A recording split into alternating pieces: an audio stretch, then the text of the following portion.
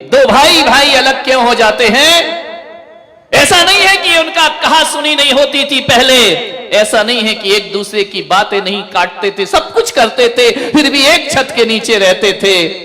ऐसा कौन सा मोड़ जिंदगी में आता है दो भाई अलग हो जाते हैं?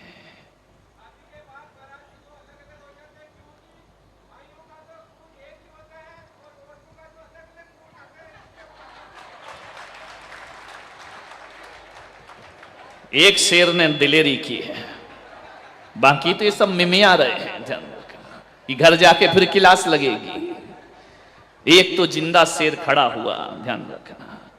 कोई बात नहीं, मेरी सभा में शेर बन जाओ, नहीं तो हालात तो ऐसे। एक आदमी को मैंने देखा, क्यों रे तू ऑफिस में बड़ा शेर बना घूमता है, दुकान में बड़ा शेर बना घूमता है, घर में जाके तुझे क्या हो जाता है? बोले महाराज शेर तो मैं घर में भी रहता हूं, लेकिन घर में जाता हूं तो दुर्गा जी ऊपर बैठ जाती है, इसलिए मैं भीगी बिल्ली हो जाया करता हूं। एक शेर मिला, ध्यान रखना मान्यवर। और आनंद तो इस बात का है कि जिसके लिए बोल रहा है वही तालियां बजा रही है। क्या बात, ध्यान रखना। दो खून एक रहते हैं, एक खून एक ही घर में पैदा होने वाले एक साथ रहा करते हैं। मान्यवर, ना जाने जिंदगी में ऐसा कौन सा खून आ जाता है जो एक खून को दो करने का प्रयास करता है। ध्यान रखिए, एक खून आ जाता है दूसरे घर का, ध्यान रखना, वो आके एक घर के खून को बांट दिया करते हैं। मुझे क्षमा करें, बात सच है, गलत नहीं है, छोटी है लेकिन सच है। ऐसा क्या जीवन में घट गया तुम्हारे? कल तक तो ये हाल था कि चार भाई एक थाली में भी खा लेते थे।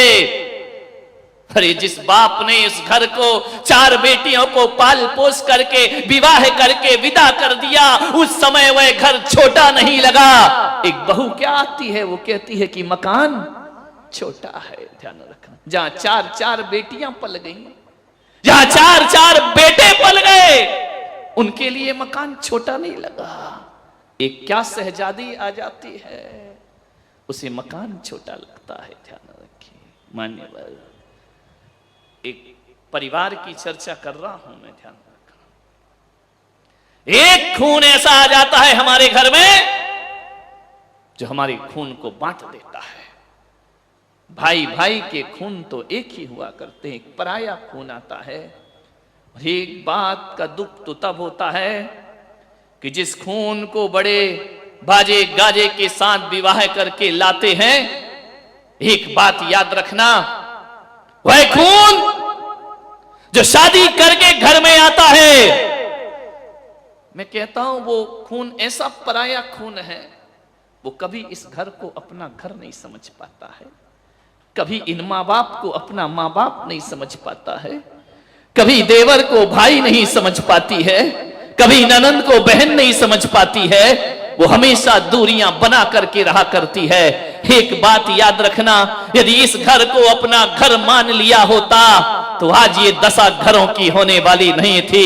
एक बात स्मरण में रखना, यदि ये घर तुमने अपना घर माना होता तो कभी तुम अपने पति से ये नहीं कह रही होती, शाम को जब वो थका हारा लौट करके आता है, भोजन करता है, कमरे में जाता है, वहां पर शिकायतों की लिस्ट तैयार रहा करती है। तुम्हारी माँ ने मुझे ऐसा कहा, तुम्हारे पिताजी ने मुझे ऐसा कहा, तुम्हारे भाई ने मुझे ऐसा कहा। क्या करे वो बेचारा, वो लड़का न पत्नी का हो पाता है, न माँ का हो पाता है, न परिवार का हो पाता है, न वो इधर कुछ बोल पाता है, न उधर कुछ बोल पाता है। पहले तो कहा जाता था कि बेटियां जाके ससुराल में दुखी होती हैं, वो चार लोगों को दुख बता देती हैं। लेकिन ये कुंवारे छोरे जब शादीशुदा हो जाते हैं ना, माँ का पक्ष लेते हैं तो पत्नी आंख दिखाती है, और पत्नी का पक्ष लेते हैं तो माँ आंख दिखा। स्थिति बहुत गंभीर है लेकिन नियंत्रण में है। जब तक पुलक सागर मौजूद हैं तब तक नियंत्रण में स्थितियां रहेंगी आपके घरों की। बहुत परेशान हो जाता है वो जब वो बेटा समझाता है कि माँ बूढ़ी है, बुजुर्ग है, कोई बात नहीं, कह दिया तो कह दिया, क्या होता इसमें, क्या बुरा मानना। सुनो, माँ तुम्हारी है, तुम सुनो, हम सुनने वाले नहीं। अत श्री महाभारत प्रस्तुत करता गोदरेज। ध्यान रखिए, थोड़े से जीवन को बदलिए। हर बात वो पति से ही कहेगी और ये उसका हक है। ध्यान रखिए, समझने को तैयार क्यों नहीं होते हो? उसकी जिंदगी का मजिस्ट्रेट कौन है, उसके जिंदगी का जज कौन है? पति के लिए ही वह शादी करके आती है। ध्यान रखिए मान्यवर, मां की पीड़ा यह होने लगती है कि अब बेटे पर बहू का कब्जा होने लगा है। दर्द केवल इतना है कि बेटा हाथ से गया, बेटा क्या करे बेचारा। अब शादी के बाद भी तुम्हारे साथ शॉपिंग करने जाए क्या? शादी के बाद भी तुम्हारे साथ पिक्चर देखने को जाएगा? शादी के बाद अरे एक आध बार चला भी जाएगा। कभी तो उसको अपनी पर्सनल लाइफ जीने दो। ध्यान रखिए मान्यवर, लोग कहते हैं कि बहुएं परेशान है, जहां तक मेरा अनुभव है बेटे बहुत परेशान हैं। यदि अपनी पत्नी की बात वो मां से शेयर करता है, पत्नी का पक्ष थोड़ा सा मां के सामने लेता है, तो मां कहती अच्छा 4 दिन की आई जोरू का, बेचारा करे क्या सुन सुन के। यदि पत्नी का पक्ष ले लिया तो जोरू का गुलाम होता है, और पत्नी की ना सुने तो पत्नी कहती है अभी तक मां की उंगली पकड़ के चलोगे, बड़े कब होगे तुम। ध्यान, क्या स्थिति बन जाती उसकी। पहले घर में आता था, दुकान से हंसता था, मुस्कुराता था, खुश होता था, अब आता है इधर पत्नी का मुंह बना है, उधर मां की त्योरी चढ़ी। कैसा जीवन बना दिया, कैसा नरक में जीवन बना दिया। एक मां को यदि कोई भय है तो केवल असुरक्षा का भय होता है। उस असुरक्षा के भय में वो अपने शक करती है अपने बच्चे पर, और अपने भविष्य की सुरक्षा के लिए बहुओं से अत्याचार प्रारंभ। तो भय क्यों है आपको? आप क्यों सोचते हैं कि हमारा बेटा पराया होगा? नहीं मेरे भाई, और यदि तुम्हारा बेटा पराया हुआ है तो इसकी जिम्मेदार भी तुम ही हो, बहू नहीं है। ध्यान रखना, 25 साल में 20 साल में तुम उसे इतना प्यार नहीं दे पाई। 20 साल में तुमने क्या संस्कार दिए हैं कि 20 साल जिसने मां से प्यार किया और 1 साल में पत्नी से प्यार करने लगा। ध्यान रखना, कमी तुम में होगी। ध्यान रखना, थोड़ा अपने दिल को बड़ा करिए। क्या करे माताएं भी, पड़ोस में एक से एक ट्रेनर बैठे हुए हैं, एक से एक सलाह देने वाले। अरे सुना, बोले क्या? बोले बहू आ रही है ना? बोले हाँ, ज्यादा सिर पे मत चढ़ाना। धत तेरे की घर उसका, बहू तेरे पेट में क्या हो रहा है ज्यादा सिर पे। आजकल यही होता है, मंदिरों में पद्म पुराण नहीं पढ़ती है, बुढ़िया पुराण ज्यादा पढ़ती है। कोई नहीं पढ़ता मंदिर में, महापुराण पढ़ रहा हो। खुला तो शास्त्र रहता है, बातें कोई और चलती रहती है। यहाँ शास्त्र खुला है, वहां 2 बैठी हैं। अब हालत तो बहुत खराब है मंदिरों के, मैं देखता हूँ। लोग कहते महाराज आप मंदिर में ज्यादा क्यों नहीं ठहरते हैं? मैंने कहा सिवा धर्म के और सब कुछ मंदिर में मिला करता है, इसलिए मेरा मन ज्यादा। बैठी थी, मैं जाके दर्शन कर रहा था, 2 अम्माएं बैठी आपस में बात कर रही, शास्त्र खुला पड़ा है, मंगलाचरण किया है, आगे का एक अक्षर नहीं पढ़ा है, शास्त्र खुला है। उसने कहा क्यों तेरी शादी हो गई क्या लड़के की? बोले हो गई। अरे बोले तूने मुझे तो बुलाया नहीं। पुराण कौन सा रखा? पद्म पुराण। और पढ़ा क्या जा रहा है? बुढ़िया पुराण। ध्यान रखिए। बोले तूने मुझे, अरे अम्मा जी क्या करूं, नहीं भूल पाई, कार्ड तो भेजा था नहीं हुआ। अरे आजकल हमने कार्ड छपाना बंद कर दिए, अब तो मोबाइल में ही मैसेज। अरे तू भी पागल हो गई, मैं कभी मोबाइल देखती हूँ क्या? अब देखो पुराण कौन सा खुला है? रामचरित्र खुला है, रावण का चरित्र पढ़ा जा रहा है। मान लो कि बोले कैसी शादी हुई? बोले शादी तो अम्मा जी इतनी बढ़िया हुई, इतनी तारीफ करी। बोले एक बात बता कितना मिला है? देखो तेल जले तेली का दिल जले। अब तुझे क्या मतलब कितना मिला है कितना नहीं मिला? अरे कुछ लाइए दहेज महेज। बोले नहीं, मैंने ज्ञान गंगा महोत्सव में पुलक सागर के प्रवचन सुन लिए थे और मैंने कह दिया था आज के बाद दहेज नहीं लूंगी। अरे तेरी मती मारी गई, तू भी महाराजों की बातों में लग गई, ना उनके आगे कोई ना बाबा जी की बात में लग गई तू भी। बोले कुछ नहीं मिला? बोले नहीं। बोले धत तेरे की हीरा सा लड़का, शब्द देखो अनुप्रास अलंकार, हीरा सा लड़का कौड़ियों के भाव में बेच। जब इतना हीरा सा था तो तूने अपनी बेटी क्यों नहीं दे दी? ध्यान रखा, मत फूको किसी के घर, ऐसी ट्रेनिंग मिलती है, कान भर दिए जाते हैं और एक हंसता खिलखिलाता घर बिखेर दिया जाता है। ध्यान रखिए, महिलाओं से मेरा निवेदन है, मंदिरों में बैठकर केवल धर्म की बातें होना चाहिए, मंदिरों में बैठकर धर्म कथा होना चाहिए। इसकी बहू नहीं आई, उसका बेटा नहीं, आदमी भी कौन से कम है, ये भी कोई दूध के धुले नहीं है। ध्यान रखना, इनसे यदि पूछ लो कि वेदी पे कौन कौन से भगवान है तो नाम नहीं मालूम होगा, पूछ लो कि किस भगवान का कौन सा चिन्ह है तो तुम्हें नहीं मालूम, लेकिन ये मालूम है कौन की बहू आ रही है और कौन की बहू नहीं आ रही है, कल नहीं आई, आज नहीं आई, कहां गई? धत तेरे की। क्या देखने जाते हो मंदिर में? मंदिरों को अपवित्र मत करिए मेरे भाई, किसी भी सास के कानों में ऐसी गंदगी मत डालो।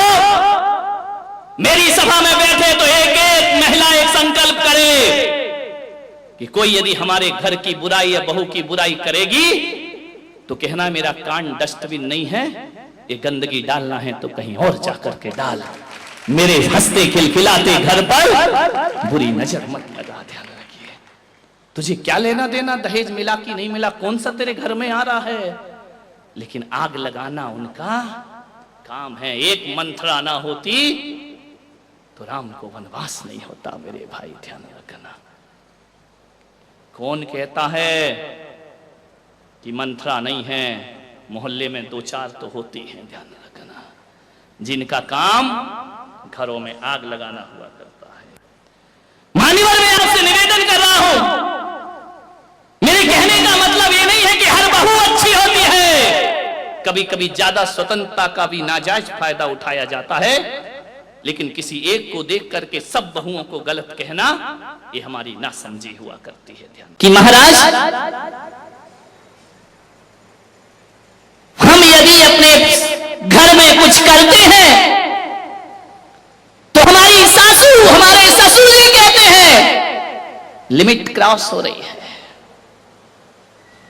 हमसे कहा जाता है फ्रीडम ज्यादा मिल गया है, स्वतंत्रता ज्यादा मिल गई है, यह बातें बोली जाती हैं महाराज। और जब यही बातें हमारी ननन जब ससुराल से पीहर आती है ना, तो यही माँ उसे समझाती है कि बेटा ससुराल में कैसे रहना, ससुराल की हुकूमत कैसे करना, ज्यादा सास से दबना नहीं, झुकना नहीं। जिस बातों का विरोध करती है मेरी, वही बातें वो मेरी ननंद को सिखाती है। बहुत पीड़ा होती है महाराज, बहुत दर्द होता है महाराज। ये दोहरे मापदंड क्यों है हमारी माताओं के बीच में? मैं जानता हूं एक ऐसी सास को, वो मेरे दर्शन करने को आई, मैंने कहा अम्मा जी सुखी हो? अरे बोले सुखी तो हूं महाराज, बस एक दुख है। मैंने कहा क्या दुख है? बोले जो बहू आई है ना, तो मैंने कहा क्या हो गया उसको? अरे बोले कोई तमीज नहीं, माँ बाप ने कुछ नहीं सिखाया उसको। तो मैंने कहा तू सिखा दे। अरे बोले महाराज देखने गए थे, शादी की थी जब तो बड़ी सुशील लग रही थी, 8 बजे तक सो के नहीं उठती है, पूरा घर उठ जाता है, वो सोती रहती है, बड़ों को बड़ा नहीं समझती, छोटों को छोटा नहीं समझती, बड़ी बेरुखी से बात किया करती है। बहुत दुखी हूं महाराज, जब से ये बहू आई है मेरे जीवन में नरक हो गया। मैंने कहा और मामा जी बेटियां कैसी हैं? अरे बेटियां, अरे क्या बताऊं महाराज, क्या किस्मत लेकर आई हूं मैं, क्या पुण्य कमाए थे किस जन्म में। मैंने कहा क्यों क्या हुआ? बोले ऐसे कमर साहब मिले हैं, ऐसे कमर साहब मिले हैं। मैंने कहा कैसे मिले हैं? अरे हीरा है हीरा। मैंने कहा कैसा हीरा? बोले बेटी को उठने तक नहीं देता, चाय बना के दे देता है, और जो बेटी कहती है वही करता है। कौन से जन्म में मैंने ऐसे पुण्य कि ये दोहरे मापदंड। बहू को कहती है कि सो के समय पे नहीं उठती, और दमाद से कहती दमाद हीरा है।